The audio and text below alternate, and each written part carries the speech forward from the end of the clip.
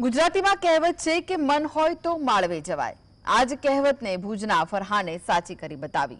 ભુજનો ફરહાન સમાજ માટે પ્રેરણારૂપ બન્યો છે।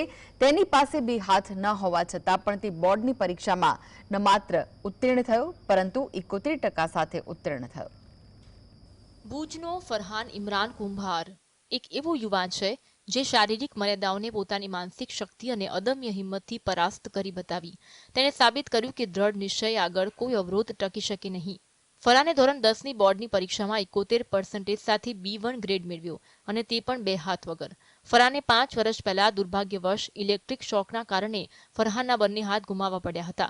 સિવિલ હોસ્પિટલમાં ડોક્ટરોએ જીવ બચાવવા હાથ કાપવાની સલાહ આપી હતી। શરૂઆતમાં હાથ વિના રોજિંદી પ્રક્રિયાઓ કરવી મુશ્કેલ બની હતી, પરંતુ ફરહાને પોતાના મજબૂત મનોબળથી ખાવું પીવું, કપડાં પહેરવા જેવા કામો જાતે કરવાનું શીખી લીધું। અભ્યાસ ચાલુ રાખવા માટે લખવો એક મોટો પડકાર હતો। પગથી લખવાના પ્રયાસો સફળ ન થયા, જે પછી ફરહાને મોં વડે લખવાનું શરૂ કર્યું। ધીમે ધીમે અભ્યાસ અને પ્રેક્ટિસથી તેણે મોઢાથી સ્વચ્છ અને સુવાચ્ય લખાણ લખવાની કળા હસ્તગત કરી। આજે ફરહાનની આ કુશળતા અને સંઘર્ષની કહાની દરેક માટે પ્રેરણાદાयी છે। हाल में मैंने 10th की एग्ज़ाम दी है और उसका रिजल्ट भी अभी आया है। उसमें मुझे 71% प्राप्त हुए हैं। स्कूल के शिक्षक और ट्यूशन के शिक्षकों ने मुझे बहुत प्रोत्साहन किया और उन्होंने बहुत सपोर्ट किया। कुछ भी दिक्कत होती थी और कुछ भी होता था, उन्होंने मुझे बहुत सपोर्ट किया। इसकी वजह से मैं आज ये मेहनत और सब से मैं ये 71% प्राप्त कर सका हूँ।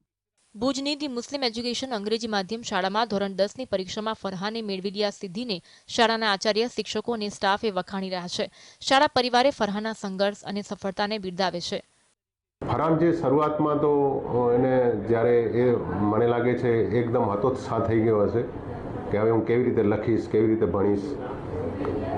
એના જે શિક્ષકો છે મુસ્લિમ એજ્યુકેશન હાઈસ્કૂલના એણે કીધું હશે કે તું પગથી લખવાનું શરૂ કર્યું, પણ એને એ ફાવ્યું નહીં। પછી એણે મોઢાથી લખ્યું। મોઢા અને હાથનો જે એણે બેનો સંયોગ કરીને જે લખે છે એ ખરેખર એક અજાયબી કહેવાય। એની છે એના અક્ષરો તમે જુઓ તો આપણને એમ લાગે કે કદાચ જે સારા હાથોથી લખતો એનાથી પણ સારા અક્ષરો એ કરે છે।